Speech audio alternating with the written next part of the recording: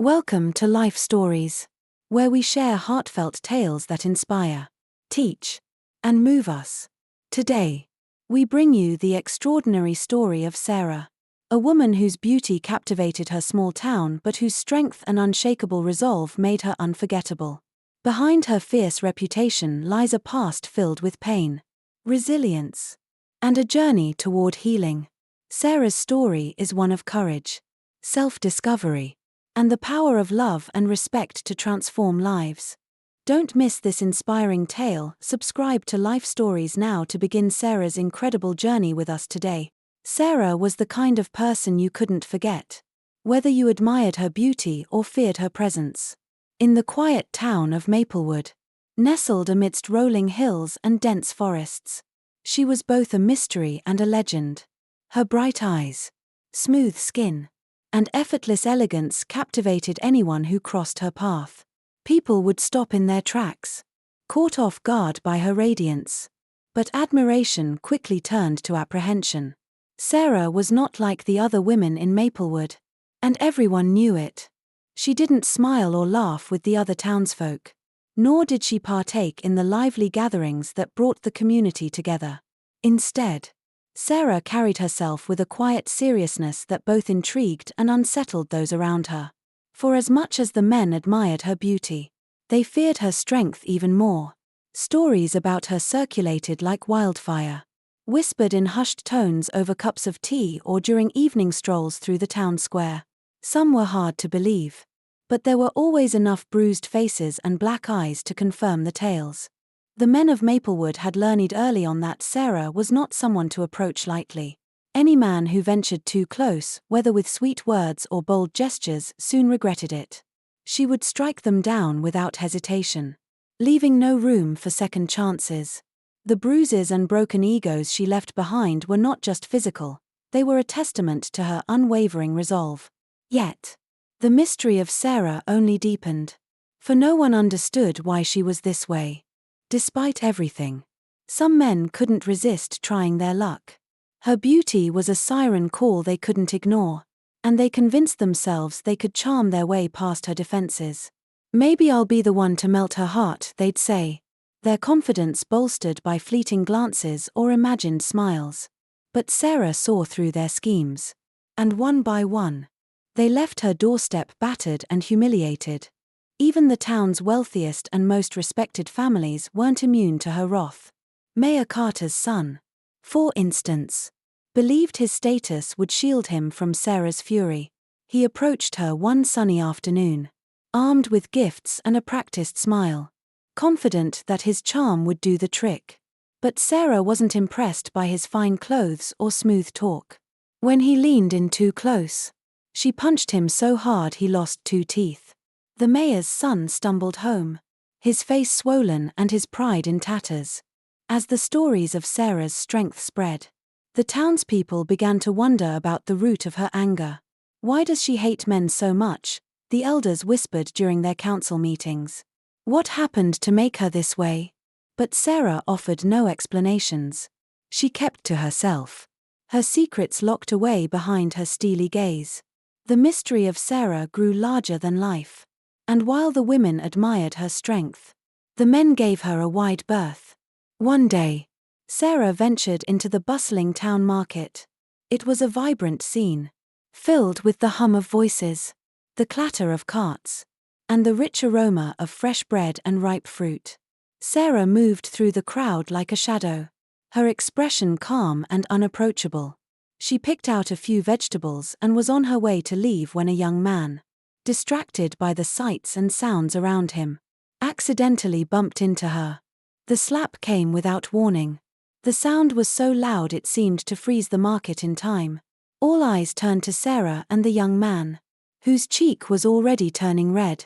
He stammered an apology, his voice trembling with fear, before bolting into the crowd, his footsteps echoing in the stunned silence. The market gradually returned to life. But the whispers about Sarah only grew louder. She did it again, murmured one woman, shaking her head in disbelief. But no one dared confront Sarah. They knew better. For all the tales of her ferocity, Sarah wasn't immune to loneliness. There were moments, late at night, when she sat by the window of her small cottage, staring at the moonlit trees and wondering if she'd ever feel something other than anger and pain. She wasn't blind to the admiration in the eyes of those who approached her, but she couldn't bring herself to trust them. She had built walls so high that even she couldn't see over them. Her reputation grew until it reached every corner of Maplewood. People whispered her name like it was a cautionary tale, a reminder to tread carefully around the complexities of the human heart. But what no one realized, what even Sarah struggled to admit to herself, was that beneath her anger lay a lifetime of hurt and fear. She wasn't just protecting herself from the advances of men, she was shielding a heart that had been broken too many times to count. In Maplewood, Sarah was more than a woman, she was a symbol. To the men, she was a warning. To the women, she was a paradox, someone to fear, admire, and puzzle over all at once. But to Sarah herself, she was simply trying to survive. One slap, one punch, and one lonely night at a time. The murmurs about Sarah continued to ripple through Maplewood like the steady flow of its meandering river. For every man who dared approach her, there was another who warned against it, his bruises serving as evidence of her unyielding resolve. Yet, as much as the townspeople gossiped about Sarah, none truly understood her. They didn't see the quiet nights when she sat in her cottage, staring into the flames of her modest hearth, lost in thoughts that felt too heavy to bear. One such evening, the town elders gathered at the community hall. Their concern over Sarah's behavior had grown into a shared unease. "It's not just her strength," Elder Mason said, stroking his silver beard. "It's the anger behind it. There's pain there, though she hides it well." "But what can we do?" Elder Grace asked, her voice laced with empathy. "She's not hurting anyone who doesn't provoke her. Perhaps it's best we leave her be." Mason shook his head. "We owe her more than that. She's one of us. There's something in her past, something buried deep, that we need to understand." The decision was made to summon Sarah to the town square for a conversation. It wasn't an interrogation. The elders hoped to offer her a chance to share her story, to unburden herself if she chose. News of the gathering spread quickly, and when the day arrived, the square was packed. Children sat on their parents' shoulders. Women whispered among themselves, and the men exchanged uneasy glances. Sarah arrived as she always did, tall, composed, and unafraid. Her eyes swept over the crowd, meeting the stares of those who had gathered. Before settling on the circle of elders, Elder Mason stood and gestured for her to step closer. "Sarah," he began gently, "you've lived among us for years, and we've seen your strength. But we also see your pain. Will you help us understand it?" The square fell silent. Even the breeze seemed to hold its breath. Sarah's gaze didn't waver, but her silence spoke volumes. "Why do you fight the men who approach you?" Elder Grace asked, her tone tender. "Why won't you let anyone near?" For a moment, it seemed Sarah might walk away. Her body tensed, her jaw clenched, and her hands curled into fists. But then, something shifted. Her posture softened, and she let out a breath she seemed to have been holding for years. "Because I won't be controlled," she said finally, her voice steady but heavy with emotion. "And I won't be hurt again." Her words were a spark, igniting a fire of curiosity and compassion among the crowd. "What happened to you, Sarah?" Mason asked, his voice low. "Why do you feel this way?" Sarah hesitated, the weight of her past pressing against her chest like an iron chain. The crowd leaned in, waiting for her to speak. But Sarah shook her head. "Not today," she said, her tone final. She turned and walked away, leaving the elders and the townsfolk to their whispers. That night, Sarah sat by her window once more, her thoughts a storm she couldn't quiet. She hadn't meant to reveal even that small piece of her truth. But something in the way Mason had looked at her, gently, without judgment, had cracked her armor. Still, she wasn't ready to open the floodgates. The memories were too vivid. The pain too raw. The next day, as Sarah walked to the stream to fetch water, she tried to push the encounter from her mind. The path was uneven, and the sun beat down relentlessly. But Sarah didn't complain. She never did. As she filled her pot, she slipped on a moss-covered stone and fell hard to the ground. Pain shot through her ankle, and she bit back a cry as the pot shattered beside her. A nearby farmer, a man named Henry, rushed to her side. "Let me help," he said, kneeling to examine her injury. But Sarah's walls shot up instantly. To her, his outstretched hand wasn't an offer of aid, it was a threat. Without thinking, she lashed out, her fist connecting with his jaw. Henry fell back, stunned but unresisting. "I was only trying to help," he said softly, cradling his face.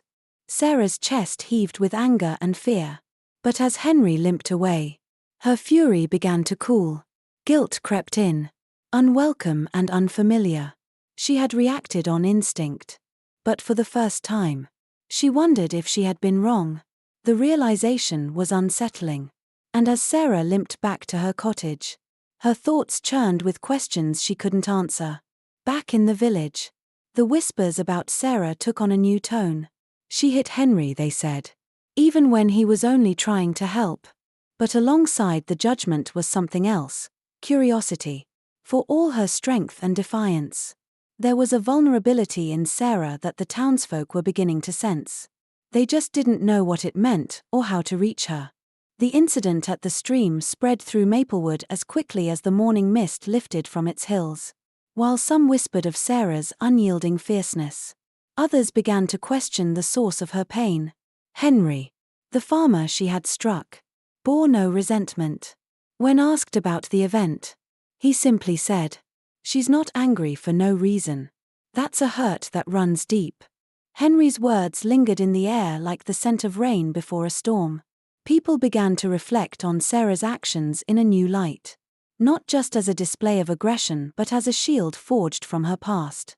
Yet Sarah, true to form, remained silent. She carried on as she always did, moving through the town with a quiet, unapproachable grace. It was around this time that Luke, the son of Mayor Carter, decided to act. Luke had always been drawn to Sarah, not just her beauty but the mystery that surrounded her. He admired her independence and strength, though he'd seen firsthand how quickly her temper could turn. Unlike others who sought to charm her with flashy gifts or bold declarations, Luke approached her cautiously, with a sincerity he hoped she would see. One afternoon, as Sarah was returning from the market, Luke caught up to her. He walked beside her for a moment in silence before speaking. "Sarah," he said softly, "I don't want to bother you, but I've noticed something. You always seem so strong. But sometimes strength comes from carrying too much alone." Sarah stopped in her tracks and turned to him, her eyes narrowing. "What are you trying to say, Luke?" she asked, her voice edged with suspicion. Luke raised his hands slightly, a gesture of peace. "Only that you don't have to fight everyone. Not everyone is your enemy." Sarah stared at him for a moment, her expression unreadable. Then she turned and continued walking, leaving Luke standing there, unsure if he had made progress or simply angered her further. Despite her dismissal, Luke didn't give up. Over the following weeks, he made small, thoughtful gestures, a basket of fresh fruit left on her doorstep, an offer to help carry her firewood when he saw her struggling. At first, Sarah ignored him, her instincts telling her that even kindness could come with a price. But Luke's persistence was different. He didn't push, he didn't demand. He simply showed up, steady and unthreatening. One day, Sarah finally broke her silence. "Why do you keep trying?" she asked, her tone more curious than confrontational. Luke shrugged, his blue eyes meeting hers with an honesty that disarmed her. "Because I believe there's more to you than what everyone sees. And because I respect you, Sarah, not just your strength, but your heart." Her heart. The word hit Sarah like a sudden gust of wind. She didn't know how to respond. For so long, she had buried her emotions beneath layers of anger and resolve. No one had spoken to her in this way before, not even those who claimed to admire her.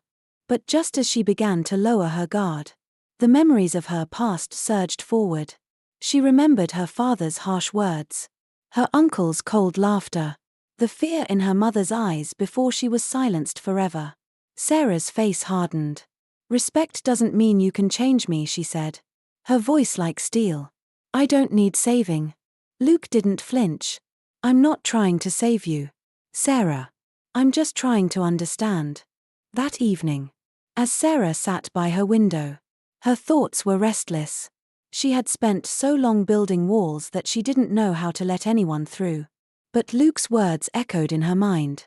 Was it possible, she wondered, for someone to see her pain and still respect her? Could she trust anyone with the truths she had buried for so long? The next morning, Sarah found herself walking a familiar path, one that led to the town's elders.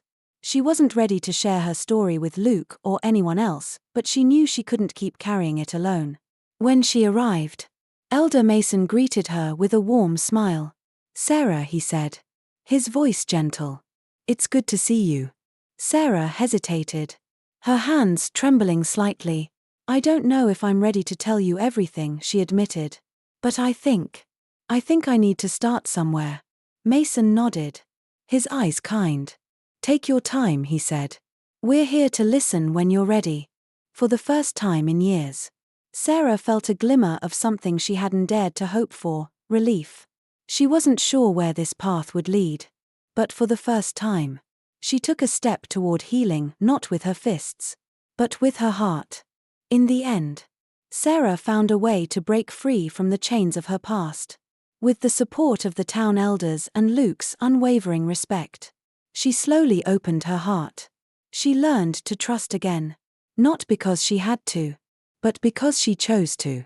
The pain that once defined her became a source of strength and resilience, inspiring the women of Maplewood to stand tall and the men to reflect on their actions. Sarah's journey taught the town a valuable lesson: true strength comes from facing your pain and using it to build a better future. As she walked hand in hand with Luke, not as someone who saved her but as an equal who respected her, the town celebrated a new chapter for Sarah and for themselves. If you enjoyed Sarah's story, please like, comment, and subscribe to Life Stories for more heartfelt tales like this one.